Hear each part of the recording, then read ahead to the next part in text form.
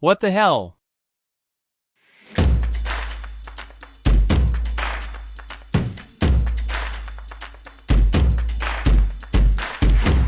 Hey everyone, wishing you all a happy Eid.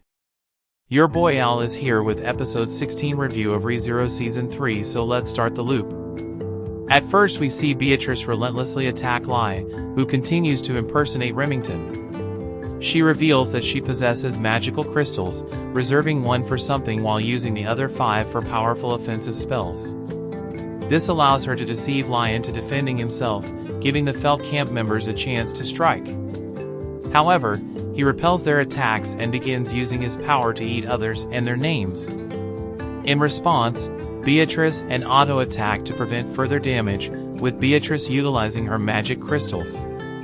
Though her attacks have little effect, Felt arrives wielding a staff wrapped in cloth and strikes Lai. While it initially seems effective, Lai quickly counters and prepares to consume Felt and her name, but he suffers a negative physical reaction, clearly in pain. Beatrice then approaches Felt, pointing out that she has misused the staff before burning 2 magical crystals to activate it.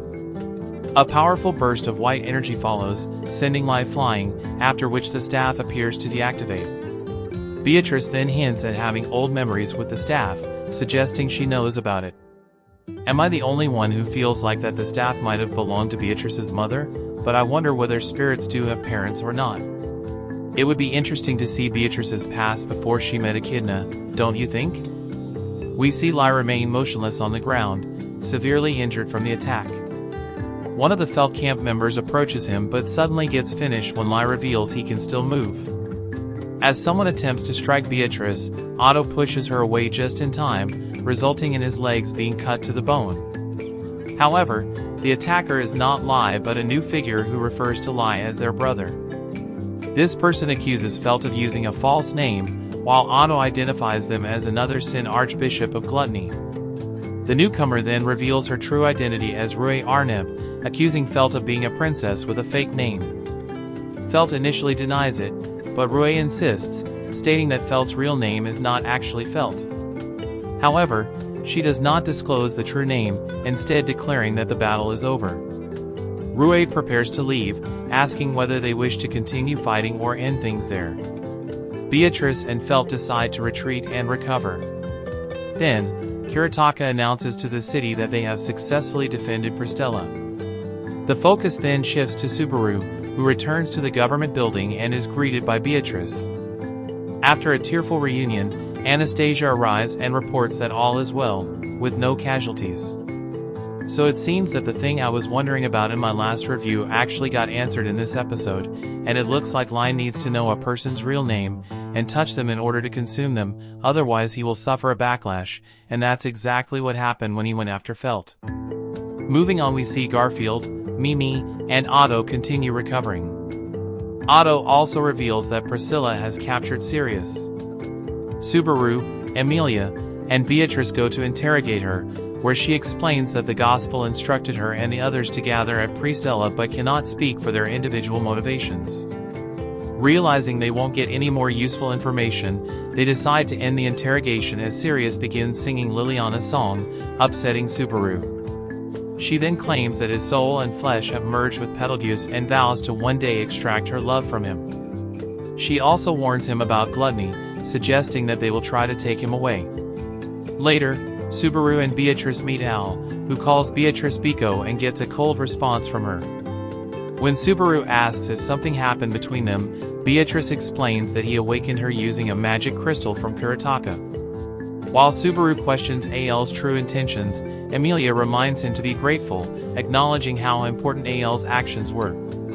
Is it just me, or is it that the more we are learning about Al, the more mysterious he is becoming? I mean, him knowing so much about Beatrice doesn't really make any sense, don't you guys agree? Then we see Anastasia suggest executing Sirius during a meeting, but Felix opposes it, hoping to find a way to cure Crush. Subaru acknowledges both perspectives, while Reinhard and Felt offer to escort Sirius back to the capital. The discussion then shifts to the unnamed victims and those transformed by Capella. Priscilla argues for ending their suffering, while Emilia proposes putting them into cold sleep until a cure is found. Liliana supports Emilia's idea and offers her own life as reparation if no cure is discovered. She then sings as figures like Kuretaka gather. Emilia successfully freezes all the victims, earning recognition and respect from Priscilla. Meanwhile, Heinkel and Wilhelm are also present. I think Subaru should stop always wanting to be a hero, and accept the fact that he can't always save everyone even with his powers. Also, it's kinda amazing that Subaru died so few times in this arc even with all chaos going on around him. It shows just how far our boy has come, no? At the end we see Subaru thank Reinhard for his help, and Reinhard responds that it's an honor to assist a friend. Subaru and Emilia then talk about Puck before running into Ricardo, who has lost an arm but remains unfazed. Subaru later spots Julius and approaches him to ask where he has been. However, Emilia asks who Julius is, confirming that he has been eaten by Roy. I wasn't expecting Julius to be erased from everyone's memory, and it's really sad, but at least he looks to be unharmed physically, which is good. Also, it looks like most of these authorities don't work on Subaru, which is strange, don't you think? Overall, this season was great. With lots of plot progression, character development, and impactful fights, but sadly it ended in a cliffhanger. However, Season 4 has already been announced, and will most likely come out next year, so the wait won't be that long thankfully. Anyways, thanks for watching everyone. If you like my video then check out some of my other videos. Also, don't forget to hit the like button and subscribe to my channel if you want to keep me motivated to make more videos, and you can also leave a comment if you want to say something, because it helps me fight the almighty YouTube algorithm. You can also follow me on Twitter and Instagram or check out my Facebook page, links are given in the description. Until then, see ya.